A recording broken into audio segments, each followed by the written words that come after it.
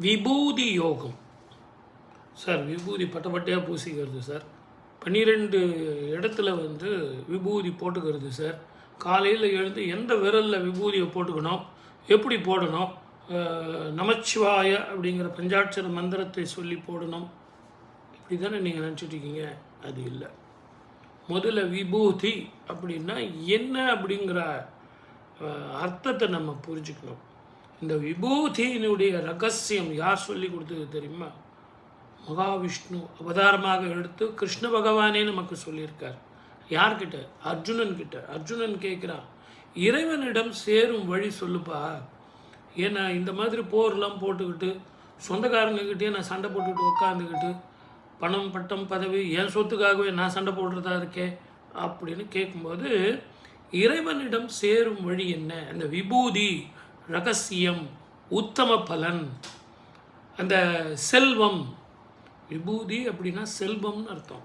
அந்த செல்வம் இறைவனிடம் போகக்கூடிய அந்த வழி என்ன வழிப்பா அப்படின்னு இறைவனிடத்தில் பகவான் கிருஷ்ணனிடத்தில் கேட்குறார். அப்போ பகவான் கிருஷ்ணன் சொல்கிறார், இது அர்ஜுனனுக்கு மட்டுமல்ல, இந்த உபதேசம் உலகத்தில் உள்ள அத்தனை பேருக்கும் இது புரிந்து கொள்ள வேண்டும் அப்படிங்கிறதுக்காக தான். இது மனித குலத்துக்கு மட்டுமே இல்லை, ஆண் பெண் என்ற பேதம் இல்லாமல், எந்த மத மாச்சரியங்கள் இல்லாமல், குழந்தைகள் இல்லாமல் எல்லாருமே புரிந்து கொள்ள வேண்டும். இந்த இறைவன் எங்கே இருக்கிறான், இறைவனுக்கு போகிற வழி என்ன, அந்த போகிற வழியை காட்டும் அந்த விபூதி செல்வம் என்ன? விபூதி. விபூதி, அந்த விபூதிக்கு உண்டான அர்த்தத்தை தான் பகவான் கிருஷ்ணர் அர்ஜுனனுக்கு சொல்கிறார். அப்போது அவர் என்ன சொல்கிறார்? இறைவன் எங்கே இருக்கிறான்? இறைவனை தேடிக்கிட்டு இருக்கீங்களே, இந்த பிரபஞ்சத்தில் இருக்கிற எல்லா சிருஷ்டிகளையும் இறைவன் இருக்கிறான். செடி கொடி மரம் நாகம் பறவைகள் பூச்சிகள் புழுக்கள் மிருகங்கள் மனிதர்கள் எல்லாத்துலேயும் எல்லா சிருஷ்டியிலையும் இறைவன் வாழ்ந்து கொண்டு, ஒவ்வொன்றுத்துலேயும் நீங்கள் இறைவனை பார்க்க ஆரம்பிச்சிட்டிங்களா? அதுதான் விபூதி, அதுதான் ரகசியம்.